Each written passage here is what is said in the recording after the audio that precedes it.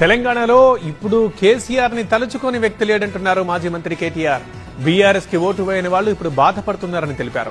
కాంగ్రెస్ వాళ్ళు మార్పు మార్పు అంటూ ఊదరగొట్టారని, కానీ నిజమైన మార్పు ఇప్పుడిప్పుడే కనిపిస్తోందని అన్నారు కేటీఆర్.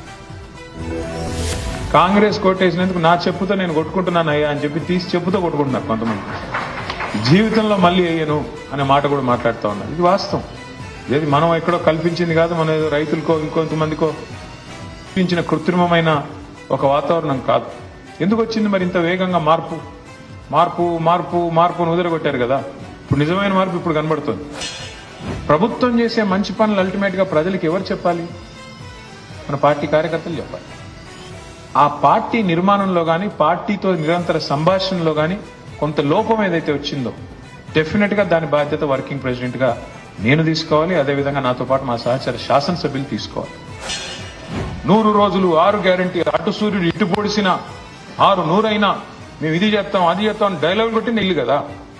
ఆయన పట్టుకొని ఏమయ్య రేవంత్ రెడ్డి గారు మరి 100 రోజుల్లో చేస్తానో కదా, 600 రోజులైంది ఎక్కడ పోయినాయి నీ గ్యారంటీలు అంటే ఏం చేస్తారా? ఆయన కోసుకొని తింటారా? ఎవడు కోసుకొని తింటాడు? నేను ఏమైనా సేపువా, జామకాయవా, లేదా మామిడి పండువా? ఎందుకు కోసుకొని తింటారు? నేను నాకు అర్థం కాదు. రాజకీయంలో ఇంత భయం ఎందుకు? నిజంగానే మీరు పొడిస్తే 22 నెలల్లో అంత పోటుగాళ్ళు అయితే రా. రేవంత్ రెడ్డి అంత పోటుగాడు కదా, మరి ఎన్నికలకు ఎందుకు భయపడుతున్నావు? సర్పంచ్ ఎన్నికలు పెట్టాలంటే భయం, జెడ్పీటీసీ పెట్టాలంటే భయం, ఉప ఎన్నికలు ఎదుర్కోవాలంటే భయం, కానీ బయటికి మాత్రం మేకపోతే గాంభీర్యం. ఏమని మనం చాలా అద్భుతంగా చెప్తున్నాం ఇందిరమ్మ రాజ్యం. మరి అంతుంటే రా, ఎవడొద్దనండి. నిన్ను 10 మందిని రాజీనామా పెట్టించు, లేదా స్పీకర్తో డిస్క్వాలిఫికేషన్ చేపించు, డ్రామాలు బంద్ చేయి. మీ పార్టీలో మీరు చేర్చుకోలేదా? అవును చేర్చుకున్నాం. చేర్చుకున్నప్పుడు ఏమన్నారు మా వాళ్ళు, చేరిన వాళ్ళంతా? ఎస్ మేము చేరాము బీఆర్ఎస్ లో అని చెప్పి నిటారుగా నించున్నారు. ఏ పరీక్షకైనా సిద్ధపడ్డారు ఆనాడు మనం చేసినప్పుడు.